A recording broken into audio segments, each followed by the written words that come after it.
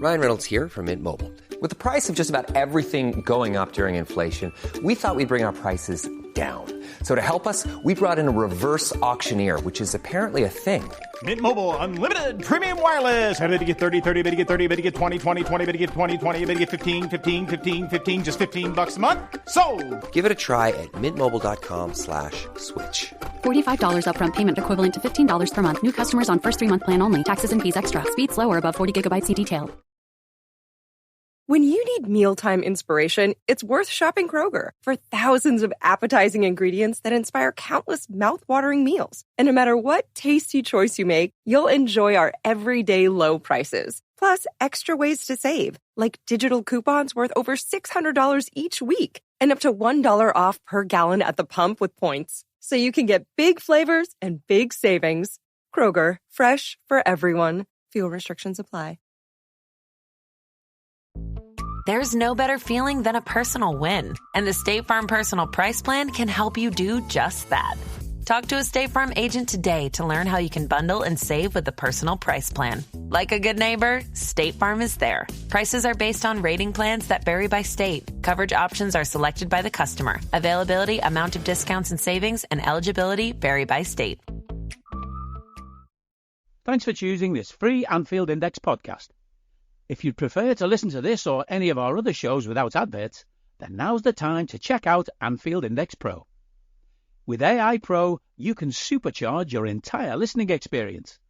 You'll not only get all of our podcasts without the ads, but you'll have them far faster with our Quick Publish feature available exclusively for subscribers.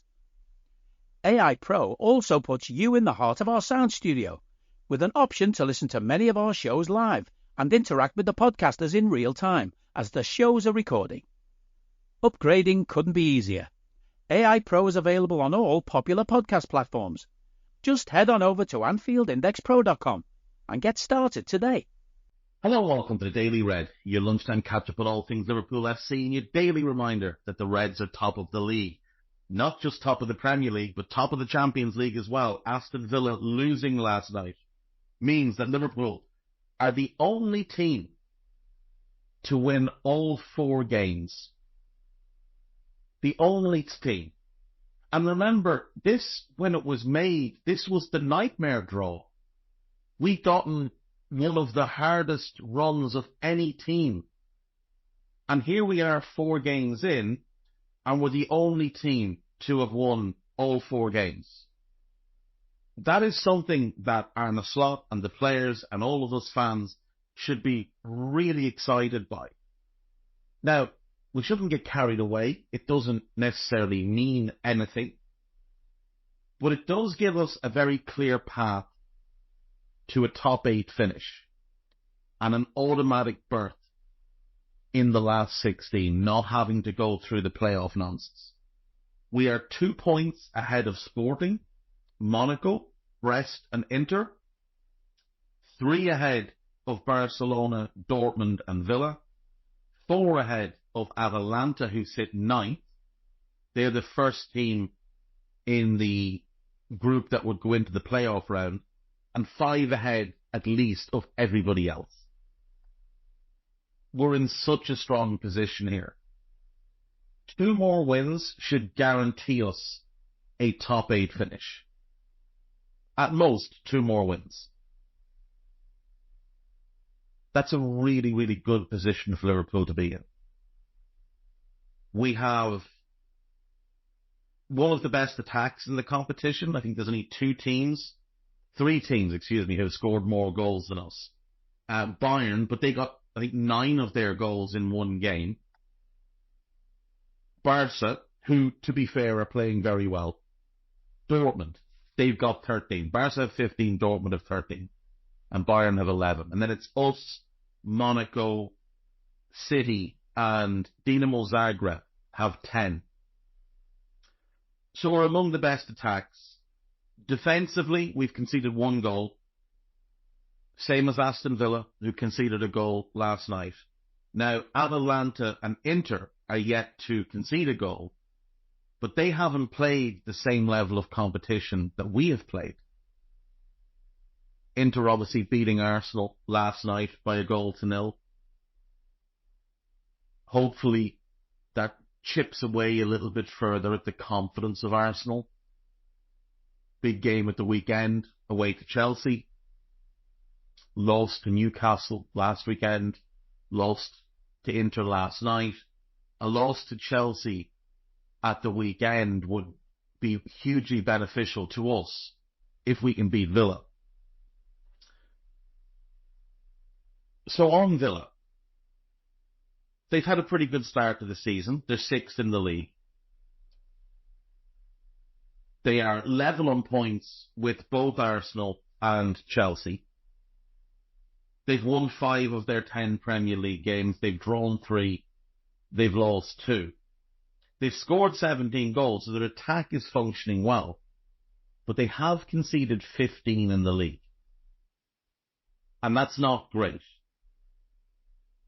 That's 9 more than we've conceded in the Premier League.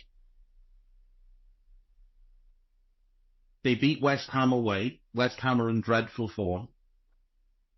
They lost at home to Arsenal, a game they should have won. They beat Leicester, who are relegation contenders, Everton, who are relegation contenders, and Wolves, who are dead fucking last in the Premier League. Then they drew away with Ipswich, which isn't a great result. They drew away with Man United, which isn't a great result. They beat Fulham away, which is actually a pretty good result, because Fulham are 9th. And that's their best win of the season, by the way. That's their best win of the season, is away to Fulham.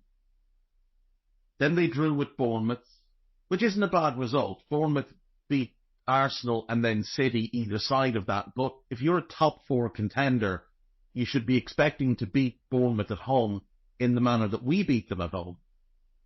And then they got hammered at Spurs. So their 5 wins, 4 of them are against teams not just in the bottom half, but teams that are really struggling.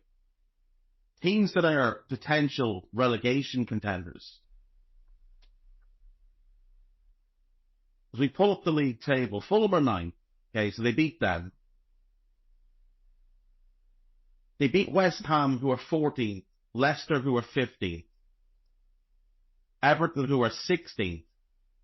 And Wolves, who are 20th. They drew with Ipswich, who are also in that group. They drew with United, who are 13th. Villa have actually very quietly had a very easy run. They've only played 4 teams currently sitting in the top half. They lost 2 and they drew 2. They lost the 2 away. They lost 1 at home to Arsenal, lost away to Spurs, and then drew with both Fulham. I'm sorry, they beat Fulham as well. They beat Fulham and they drew with Bournemouth. Beat Fulham and drew with Bournemouth. So 1 win, 1 draw, and 2 defeats against teams currently situated in the top half of the league. That maybe points to this being a bit of a false dawn for them, that they've been, they've been 3rd, they've been 4th, they're currently 6th level on points with the teams above them. They haven't played the toughest schedule. Now, look, we had, in many ways, a straightforward run, but look at the difference. So they played Ipswich at Portman Road, just like we did. We beat them 2-0. They drew 2-2. They played Manchester United at home and drew. We played Manchester United away and won 3-0. They played Bournemouth at home and they won. And they drew. We played Bournemouth at home and we won. They beat Wolves at home. We beat Wolves away. But the difference is we've played 4 teams like them in the top half. We did lose to Forest, which remains an annoyance, but we drew with Arsenal and we did it away, whereas they lost at home. We beat Chelsea and we beat Brighton. I think we have had a slightly tougher run, given the teams that we've played and where we've played. the split of home versus away, I think we've had a tougher run, and we sit 7 points clear of them. And then you look at the Champions League. We can look quickly at the EFL Cup, where they've been knocked out. They played Wickham away and won, and Crystal Palace at home and lost. We played 2 Premier League teams and beat them both, including Brighton away. But in the Champions League, because they were the other team to win their first 3, we're the only 2 clubs that won the first 3 games. They beat Young Boys away. Not exactly the toughest game. Then they beat Bayern at home. It was a big win for them. And then they beat Bologna at home by 2-0. We also beat Bologna at home by 2-0. We went to Milan and won. And we went to Leipzig and won. So while we didn't play anybody as good as Bayern, I still think in the aggregate, Milan and Leipzig, both away, is tougher than Young Boys away and Bayern at home. And then they went to Club Brugge and lost. Tyron Mings, by the way. What a guy. He played Leverkusen at home and wiped the floor with them in the second half. They still have to go to Leipzig. They've got Juve home next. They've got to go to Monaco, who've had a great start. And they've got Celtic home in the final game, which I think they'll be heavily favoured to win. We play Real next, but then it's Girona away. It's a very winnable game for us. If we look at the table,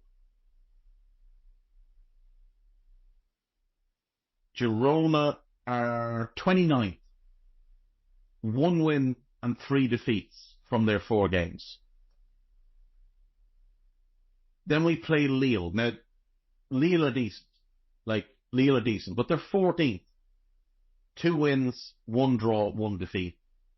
And then we go to PSV. And again, they're okay. 1 win, 2 draws, and 1 defeat. They're 24th. Right now, they're the last team sneaking into the playoff round.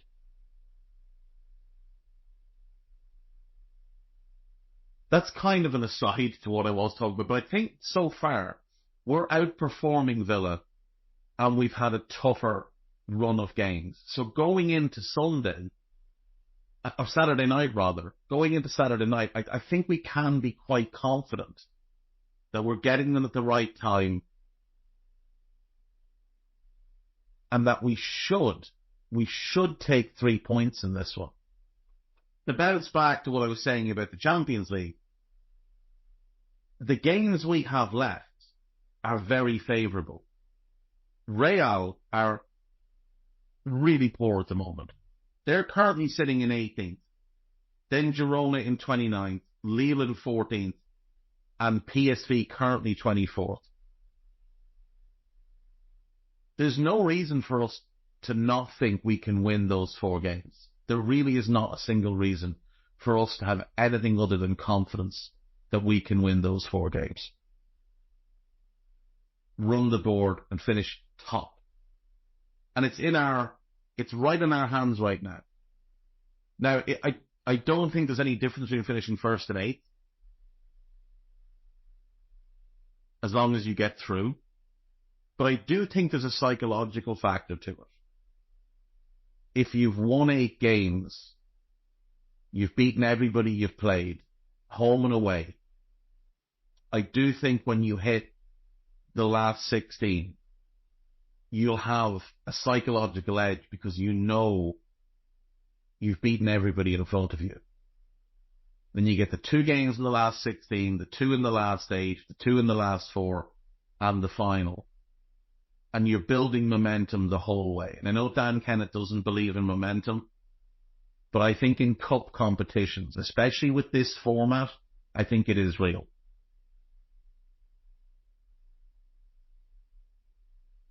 Back to Villa. So, there's a lot of good players in that Villa team. there's a couple of players that I think are really worth highlighting.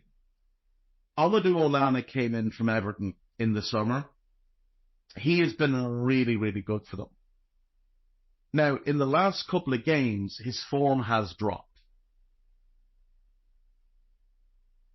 He's played a lot so far this season, and he's putting in an awful lot of physical effort because he's playing next to Yuri Tielemans, who doesn't cover ground quickly. So Onana's having to do a lot of dog work in that midfield. With Boubacar Kamara now back fit, I would expect that in the coming weeks, we see them together as a pairing. And eventually, I think that pairing will develop into something really good because Kamara is outstanding and Onana is excellent with huge potential. I think that's got the potential to be one of the best midfield pairings anywhere in Europe. But for now, I think we're catching Onana maybe at the right time as well. John Duran has been a revelation for Aston Villa. He's their top scorer this year. He's got 8 goals in all competitions, 4 in the league, 2 in the cup, and 2 in the Champions League. And we've seen him score all different types of goals. And we saw him last season, wasn't it? Score the 2 goals against us at Villa Park. But there's rumours of some tension at Villa with him because Watkins remains the number 9, and probably rightly so. Ollie Watkins started the season quite poorly. He has caught form a little bit later, but he's playing well. He's got 5 goals in the league so far. Hasn't scored in the other competitions. He's got 5 goals in the league so far. But there's no doubt Duran has had a better season to date than Watkins. Duran did sign a new contract recently. After all summer he was being linked with West Ham and Chelsea and this club and that club. But they got him to commit his future there. But I would imagine part of that discussion had to be him saying, well, I want to be the 9. I want to be the guy starting. And then making some allowances or telling him what he wanted to hear. There was video came out during the week of him having what looked like a considerable strop at training. And there's just some rumours, and whether or not they're real, you never know. But there are some rumours floating around that there's a little bit of tension behind the scenes there between him and the manager, him and Watkins, him and some of the coaching staff, whatever. But we know he's a threat. Like, he is a threat. As is Watkins, as is Onana. These are big, powerful, skillful, like surprisingly skillful for their size individuals. 3 players we're going to have to be very worried about. And then the other one is Morgan Rodgers. Now, these 4 players are also the only Villa players to score more than 1 goal this season. Villa have scored 26 goals in all competitions this season. Compare and contrast to ourselves, we scored 37. So we're scoring a lot more than them. And they only have 4 guys with more than 1 goal. Whereas you look at the Reds, we have 7 with more than 1 goal. They have nobody who's got as many as Diaz or as many as Mo. Gakpo has more than Watkins. We're scoring more goals, but we do have to be wary of the threat that they will pose. The 4th one then is Morgan Rodgers, like I say. And I think he is one of the revelations of the season. Now, we saw flashes of him last season when he came in from Middlesbrough. If you don't know the Morgan Rodgers story, he came through that very productive academy at West Brom, was being immediately at the age of like 15, 16. I think he made his debut for them at 16. He was being linked to everybody. And being the uber wealthy and, you know, to be fair, quite smart club that they are, Manchester City snapped him up. He played 1 senior game for Villa, and City were like, we've seen enough. We know the potential here. We know the pedigree. We'll go and we'll buy him. So they bought him out of the West Brom Academy. At Sierra, discover joyous deals on great gifts for everyone on your list. Like cozy slippers, ski gear, fishing poles, bikes, large kayaks, even larger canoes. Whew. which might lead to another discovery.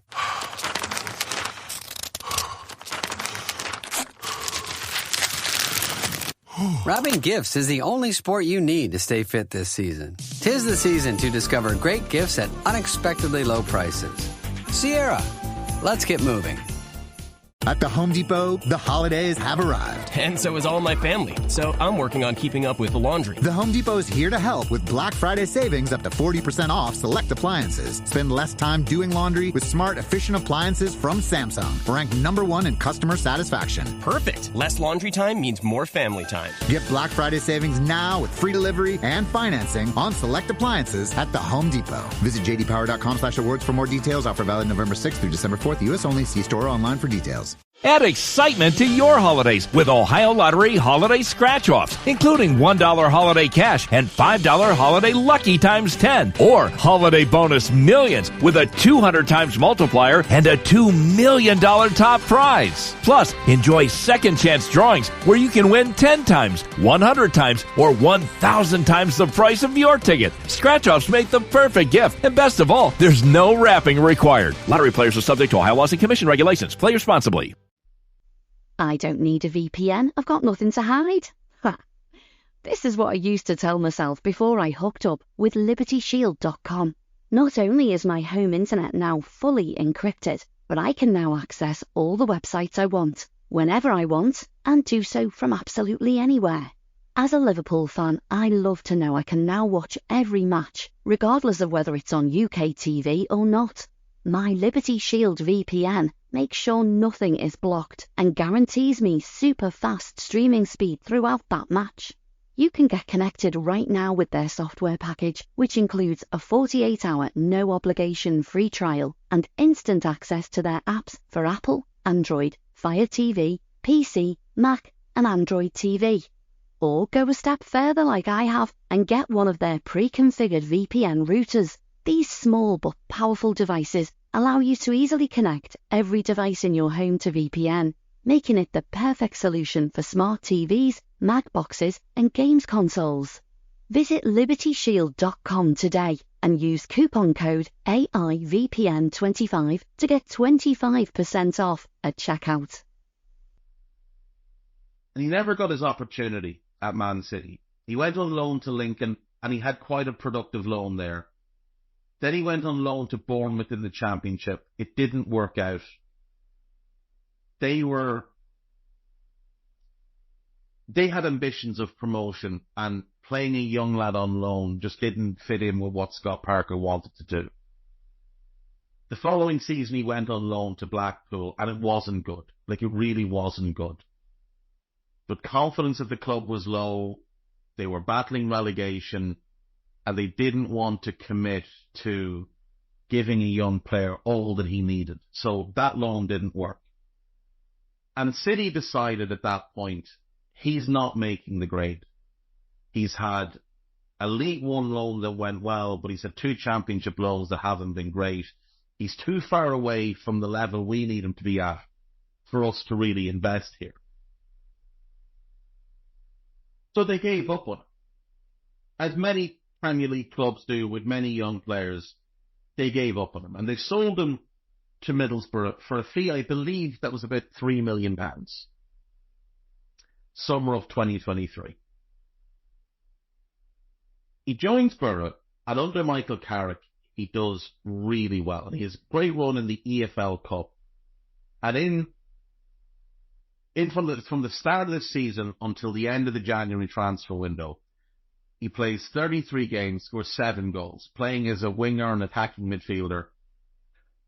And he catches the eye of a number of Premier League clubs, but the only one willing to gamble and pay what Borough wanted, which was ultimately 15 million, including add-ons, was Villa. And he has been outstanding for Villa. Now, he's still young, he's 22. He still has to add a lot more to his game. Like, you want to see more goals. He's played 30 games and he's scored 6 goals. But his ability to carry the ball at his size, like, we often talk about Gravenberch's ability to carry the ball. Rodgers is probably in and around the same height as Gravenberch, but he's more solidly built. He's stronger than Gravenberch. And he's quicker than Gravenberch. And he's also more of a dribbler in tight spaces. Like, Grav is great at knocking it into space and then slaloming.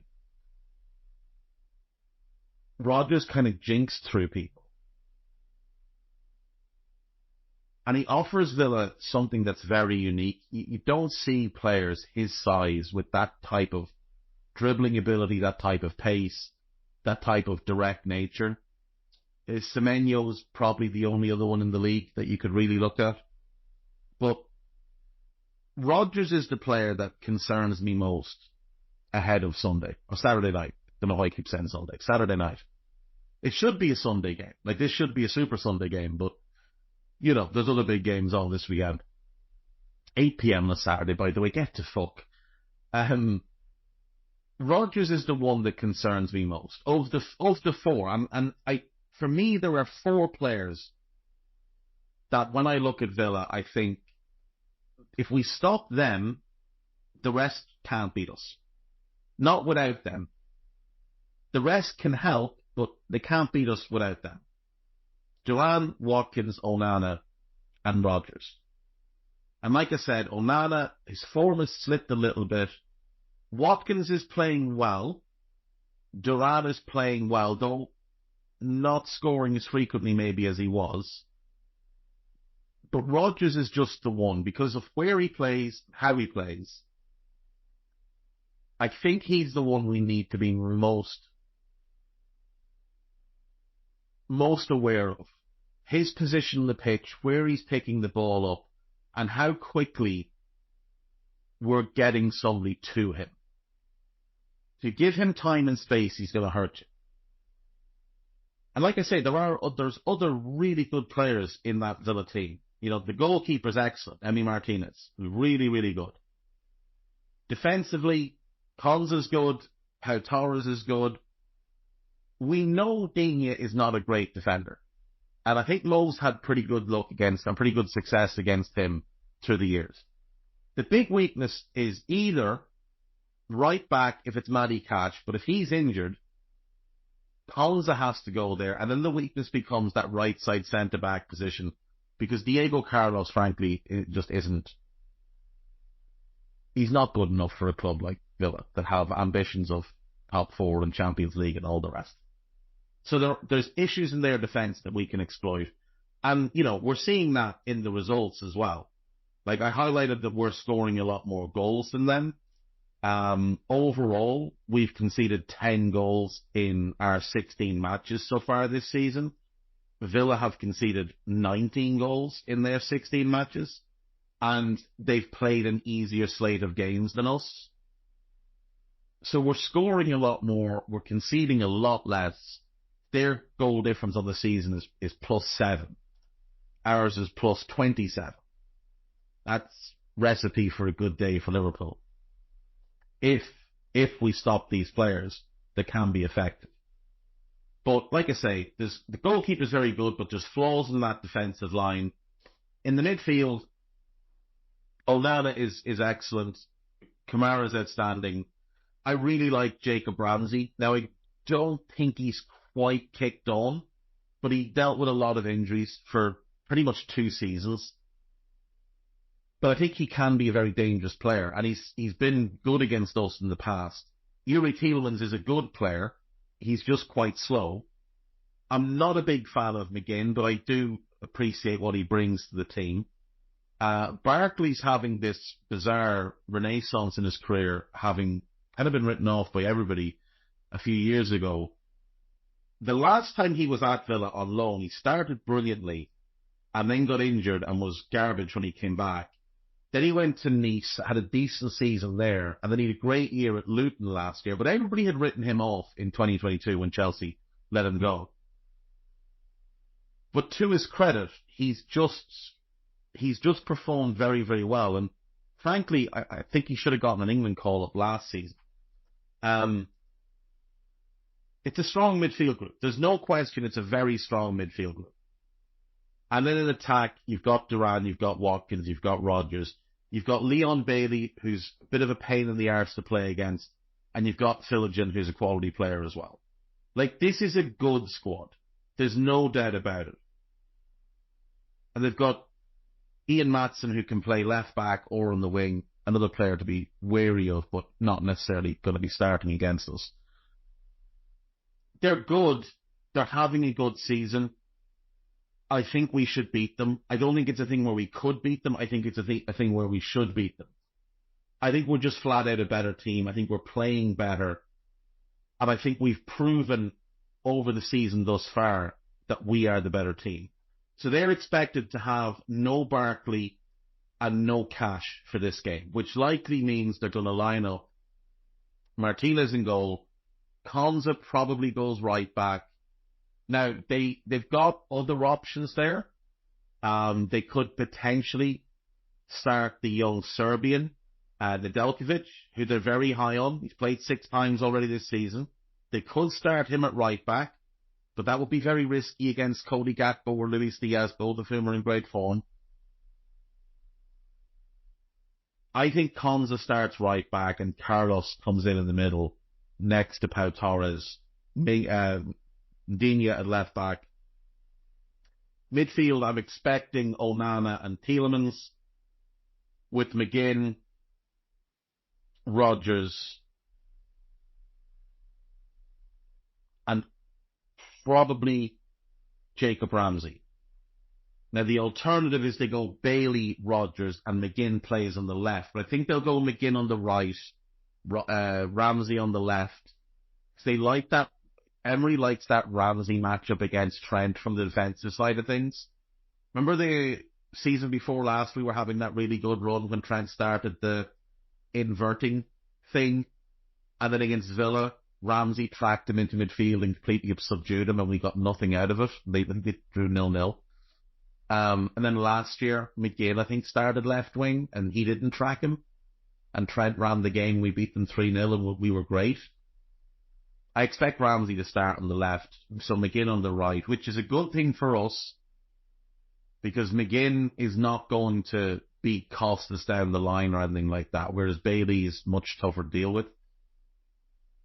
And then I think it'll be Ollie Watkins up front. So you'll be looking at Duran off the bench, you'd be looking at Philogene and Bailey off the bench, maybe Emi Buendia as an option off the bench for them. They'll carry threat. They've got a lot of good players. They've also got a couple of really good players out on loan. But I think this Villa team are there for us to beat them. I really do. I think they're there for us to beat them. We're playing better than them. And we know we're a better team. To annoy the piss out of some people, a combined 11, even with... So Ali's out, so we leave him out. Martinez is a better goalkeeper than Queevy. Simple as that. But the defence would be Trent, Ibu, Virgil. And then I think it's Costas, because I think he's better defensively than Digne. Digne is a slightly better attacking player, but Costas is good in the areas Digne is good at. He's just not quite as good going forward. But Costas is a better defender. So it's a coin flip at left back.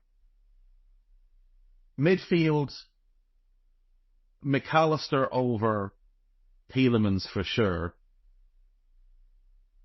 I think I'd go Curtis over... I'd probably take Curtis and Sabo over Rodgers in a 10 position, I think. Onana's a better player than Gravenberch at this point. But Gravenberch is younger and has less experience in this league. Onana's playing better as well at the moment, even with the slight dip in form, because Grav has the same kind of dip in form. In good second half against Leverkusen, but very poor first half. You're definitely taking Mo over John McGinn. You're taking our left wingers over theirs. You would take their 9 over ours. I would take their 2 9s over our 2 9s right now, including Jota if he was fit. I would still take the threat of Watkins and Duran, but it's not that far apart. Not that far apart at all. I think we're just a stronger team. I'm rambling anyway, so let's jump on to, this is Anfield. There's a really good piece that you should read. It's an extract from the Chasing Salah book by Simon Hughes, which I think is going to be an absolute banger. It's a piece entitled How Liverpool negotiated Mohamed Salah's last contract renewal. Give that piece a read. It's very, very interesting. And I think that book is going to be one worth buying. I think there might be some explosive stuff in it, like some controversial stuff. Arne Slot is showing Liverpool got the right man at the right time. Agreed. Curtis Jones has been called up into the England squad. Congrats to him for that. Liverpool have a new goalkeeper coming through who has amazed coaches. Is this Monsieur? Or is this somebody else? It is him. He really does look a huge prospect. Our goalkeeping situation for the now and the long term is the best in the world. I don't care what anyone says. It's the best in the world. Date confirmed for Southampton versus Liverpool in the League Cup, 6 games in 18 days. Okay, we'll look at that now. Virgil still thinks we're a work in progress. That is correct. Alisson enjoys change of scenery with trip to Italy. Hope he's enjoying himself. He should be back with all good luck for us after the international break.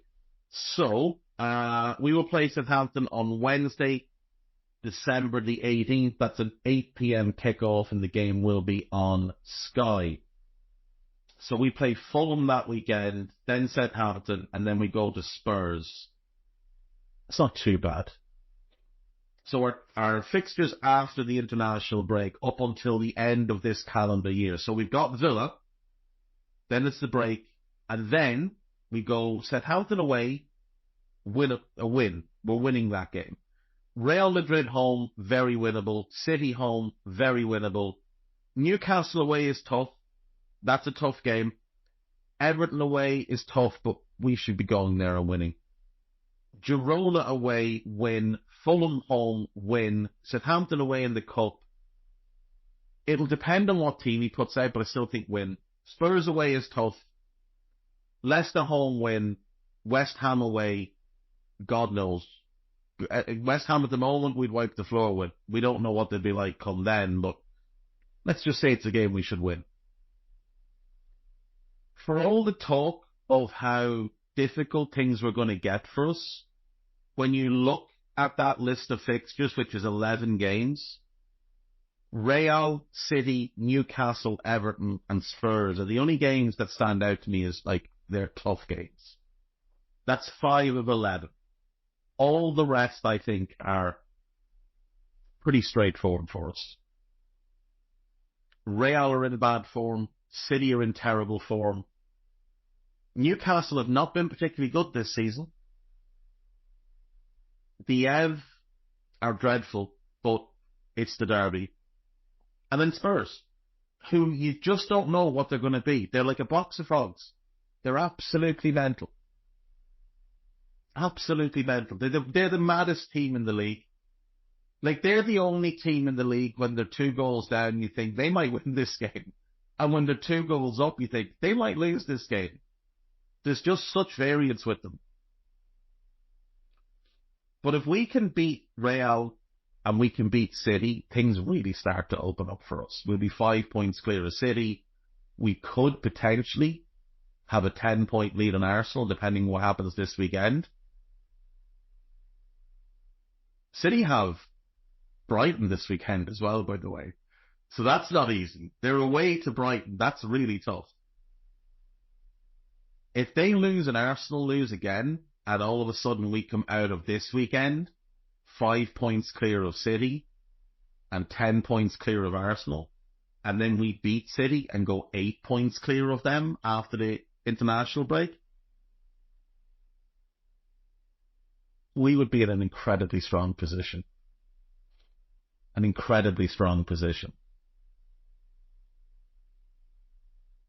It's not time to get excited yet, but there are reasons to be excited. there are reasons to be excited. AnfieldIndex.com. Let's see what is new.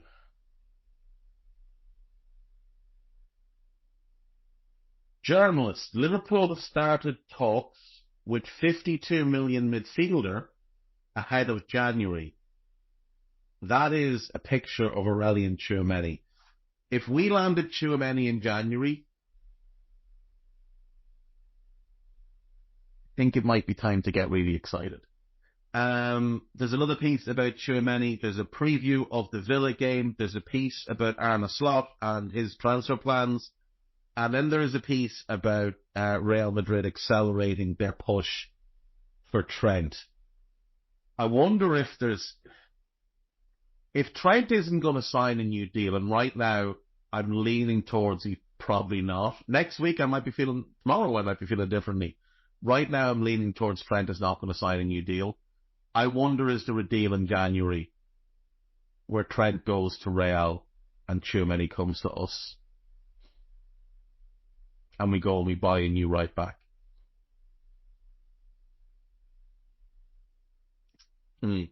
Podcast-wise, if you haven't listened to Post-Match Raw after Leverkusen, please go and do so. There is a new Euro Incision podcast up. It is Nina and Guy, so make sure you get on that one. And then, what else is coming? There will be Moby on the Spot. That's coming later today. There will be a Stat Me Up. I believe there's a new Media Matters on the way as well. Tomorrow you'll get the press conference pod, you'll get the AIP, and you'll get Scouted. There'll also be a Rival Recon, and then there'll be Raw on Saturday night after the game. So we've got lots coming. And hopefully we've got another 3 points coming. I will see you all tomorrow. Take care of yourselves. Bye-bye. We hope you enjoyed listening to this Anfield Index show. Please be sure to subscribe to our channel so future podcasts find their way to your device automatically. There's nothing quite like fan engagement, and we'd love to know what you think of anything discussed on this show.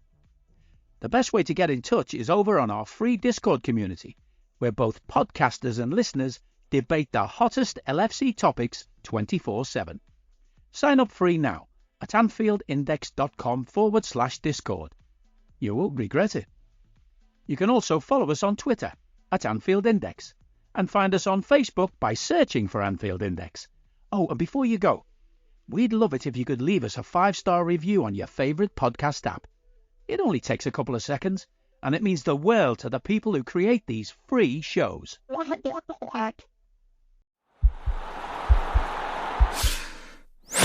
This podcast is part of the Sports Social Podcast Network.